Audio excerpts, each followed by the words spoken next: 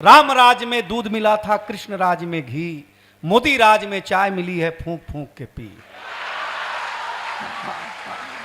हमें कर दूंगा, चाय पीजिए, कोई बात नहीं है, चाय बेचिए मत, पीजिए, भले प्लेटफॉर्म हो ना हो, स्टेशन हो ना हो, पीजिए बस चाय, बड़ी अच्छी बात है। आप बहुत अच्छे लोग। देखिए मित्र, एक जानकारी देता हूं, अभी आप रंग में आए नहीं, मैं जानता हूं डॉक्टर अजीत भैया बहुत अच्छी मेहनत की है, सारे कर्मचारियों ने जो कोऑर्डिनेशन रखा है रांची विधानसभा के सारे प्रोटोकॉल ऑफिसर्स ने, चाहे रविंदर जी ने, मिश्रा जी ने, अजीत जी ने, सारी टीम ने, एक बार इनके लिए ताली बजाइए कि आज कुमार विश्वास जी अगर हैं तो आज इनके प्रोटोकॉल के चलते हैं। ताली बजाना हो जाना कोई बड़ी बात नहीं महाराज, हम ब्राह्मण के आदमी हैं, गोरखपुर के हैं, आप मत बजाओ, ईडी का नोटिस भेज देंगे।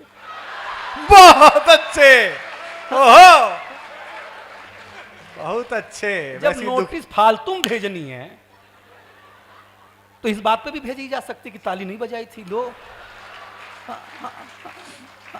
व्यंग समझना, ताली मांगूंगा नहीं, ये कविता का मंच है। ये रंग कविता का जब हरिवंश राय बच्चन की कलम में उतरा तो उन्होंने लिखा रंग बरसे भीगे चुनर वाली, ये रंग आस्था की चौखट पर आया तो मीरा ने गाया श्याम पिया मोरी रंग दे चुनरिया, ऐसी रंग दे कि रंग ना ही छूटे रामा, तो बिया धोए चाहे सारी उमरिया। ये रंग फिल्मी पर्दे पर आया तो सुनील दत्त साहब ने गाया कि रंग और नूर की बारात किसे पेश करूं, ये मुरादों की हंसी रात किसे पेश करूं। ये रंग शायरी में आया तो शायर ने लिखा इसी रंग रंग में रंग है, तुझे रंग रंग में रंग दिया, मेरा रंग आया है रंग पर, तेरा रंग चढ़ के उतर गया। ये रंग कविता में आया तो कवि ने लिखा इस रंग बदलती दुनिया में मैं रंग बेचता हूं और एक एक हाथ खड़ा होना कर दूं तो बताना, सुनना सुनना।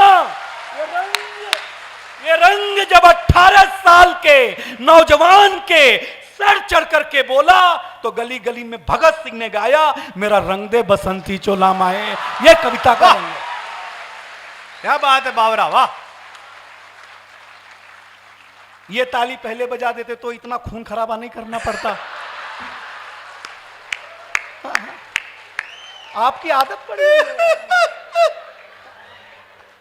मतलब मैं खासकर बीजेपी वालों का बहुत भाग्यशाली मानता हूं, भक्त हूं उनका, अंध नहीं।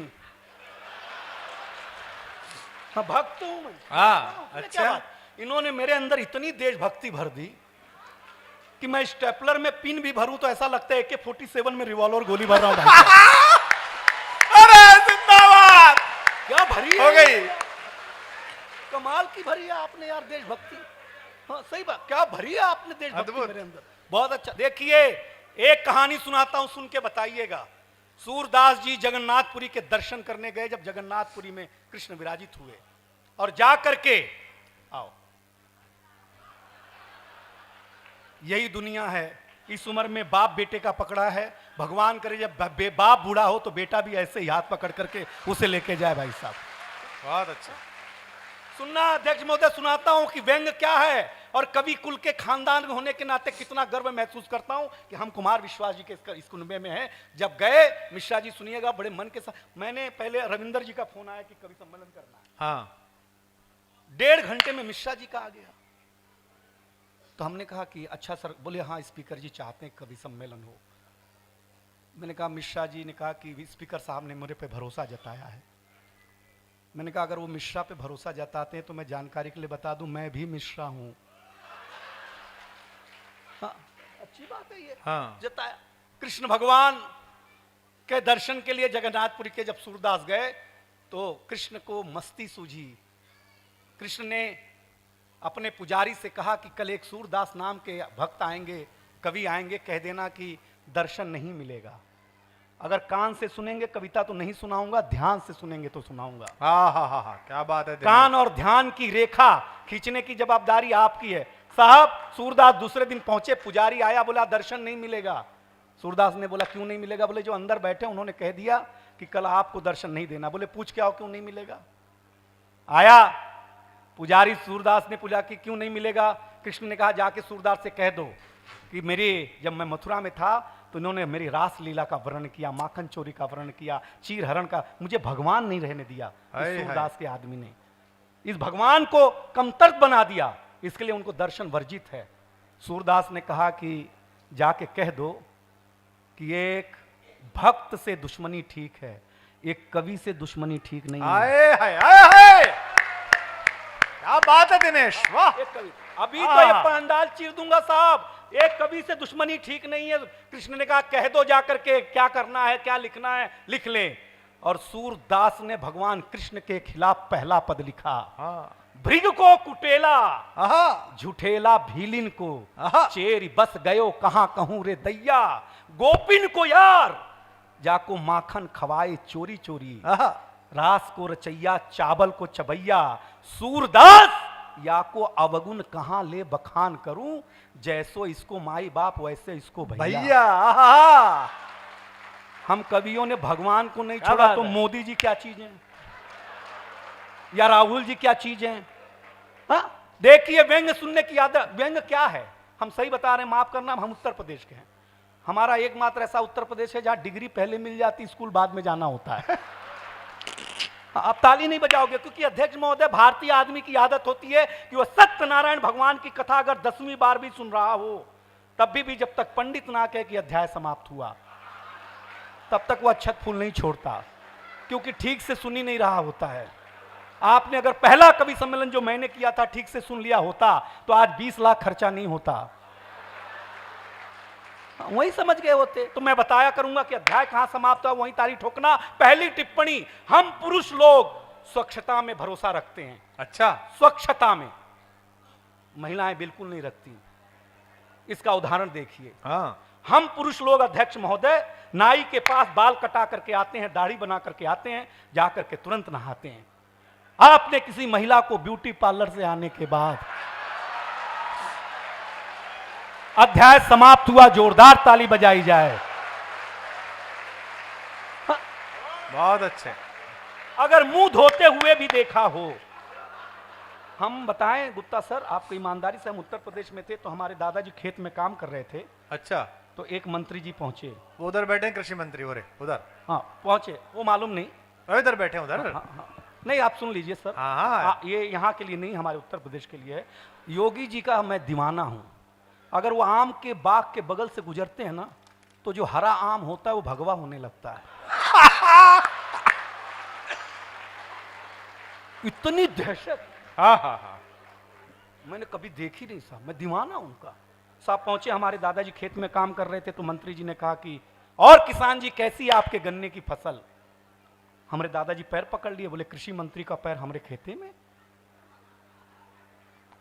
अब मंत्री जी हैरान कि कल शपथ खाए, अभी कल ही खाए हैं, अखबारों में नहीं आया है, टीवीओ नहीं दिखाया है। टीवी तो वही उसी को दिखाता ना जो दिखवाना चाहते हैं, तो नहीं दिखाया। मंत्री जी को बोला, किसान से मेरे दादाजी से पूछा कि चाचा आपको कैसे मालूम पड़ा कि हम ही कृषि मंत्री हैं? तो हमारे दादाजी ने कहा बेटा जब तुमने गेहूं की फसल को गन्ने का फसल बताया। ताली कमजोर है यार, व्यंग यही है।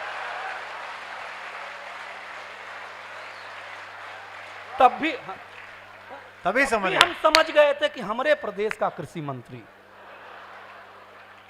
पोर्टफोलियो नॉलेज की वजह से थोड़ी नहीं मिलता है, पोर्टफोलियो ताकत की वजह से मिलता है। सही बता रहे हैं हम आपको। लेकिन अच्छी बात है, देखिए व्यंग सहन करने की ताकत पैदा करिए, विरोध मत करिए। अगर हमारा मुंह बंद करना शुरू कर देंगे तो ये धरती हमारे जैसे पुत्रों को जन्म देना बंद कर देगी साहब। आप इसलिए हम जैसों को हिम्मत दीजिए तालियां बजा करके। हम तो अध्यक्ष महोदय सही बता रहे हैं आपको, हम 5 साल के थे गुप्ता सर, हमारे पिताजी हमको स्कूल में जमा कराने ले गए। हाँ पहले जमा ही होते थे, अपने मन से कौन जा रहा था बताइए। ऐसे बगीचे में स्कूल लगा हुआ, ऐसे हमारे पिताजी खड़े, ऐसे हम खड़े, ऐसे मास्टर जी बैठे हुए। तो हमारे पिताजी ने मास्टर से कहा जमा कर लो, 5 साल का हो गया है हमारा लड़का। तो मास्टर साहब ने मेरे पिताजी से पूछा किसका लड़का है? हमारे पिताजी भावुक हो गए, बोले मास्टर साहब आपका है? आपका है? हम टेंशन में कि जिसको हम 5 साल से बाप समझ रहे हैं वो तो हमारा बाप है नहीं यार। हमारे पिताजी तो यहाँ मास्टरी कर रहे हैं। तो हमने पिताजी से पूछा जब आप हमारे पिताजी नहीं तो घर में क्या कर रहे हो? पिताजी बोले बेटा ये संस्कार बस कहना पड़ता है। सर सही बताते हैं, पहले दिन ही स्कूल में जांच करने इंस्पेक्टर साहब आए, ऐसे ही खचाखच बच्चे देखे। हाँ। हैरान, क्योंकि हमारे उत्तर प्रदेश में बच्चे होते नहीं, सीधे बाप। एक लड़के को खड़ा किया, बोले बताओ तुम्हारे प्रदेश का मुख्यमंत्री कौन? बच्चे ने कहा रामलाल यादव। इंस्पेक्टर ने बोला ये कौन है बे? बच्चे ने कहा पिताजी का नाम है, 5 साल से घर नहीं आए तो मुझे लगा यही होंगे। मैं समझिएगा, मैं समझाना चाहता हूं आपको। इंस्पेक्टर का माथा खराब हो गया, बोले तुम्हारे प्रदेश के मुख्यमंत्री का नाम नहीं मालूम है, कैसे बच्चे हो? बच्चे ने कहा साहब असली बात यह है कि हम असली स्टूडेंट हैं ही नहीं, हम यहाँ भेड़ बकरी चरा रहे थे। मास्टर जी आए, बोले क्लासरूम में बैठ जाओ, शाम को 10-10 रुपया मिलेगा। अब ये बताओ तुम दोगे कि कोई और देगा? अध्यक्ष महोदय पगला गया, उसने मास्टर को डांटना शुरू किया, क्या करते हो बच्चे असली नहीं है? मास्टर ने कहा देखो साहब असली तो हम खुद ही नहीं है, असली हमारे पिताजी हैं, वो मुकदमा लड़ने गए हैं। उन्होंने बोला जा संभाल दे स्कूल, आज एक इंस्पेक्टर आने वाला है। हम संभालने के चक्कर में पहली बार फंसे हैं। सर इंस्पेक्टर का माथा भनना आ गया, वो हेडमास्टर की कैबिन में गया, बोला सरकार इस बात की तनख्वाह देती है आपको? बच्चे असली नहीं, मास्टर असली नहीं। हेडमास्टर साहब ने 10,000 की गड्डी निकाली, इंस्पेक्टर के हाथ पे रखी, बोला देखो साहब असली तो हम भी नहीं हैं, असली हमारे बड़े भैया हैं, वो खेत में काम कर रहे हैं। उन्होंने कहा कि इंस्पेक्टर साहब आएंगे, उनके हाथ में 10,000 की कड़कड़ाती नोट रखना, बिना कुछ बोले सारी फाइलों पे साइन करके निकल जाएंगे। झारखंड विधानसभा अगर इस व्यंग को सुन ली और सराह दी तो अच्छा लगेगा। इंस्पेक्टर साहब ने 10,000 रुपया लिया और बोला देखो ये तो मैं था कि जो 10,000 में मान गया, कहीं असली वाले साहब आते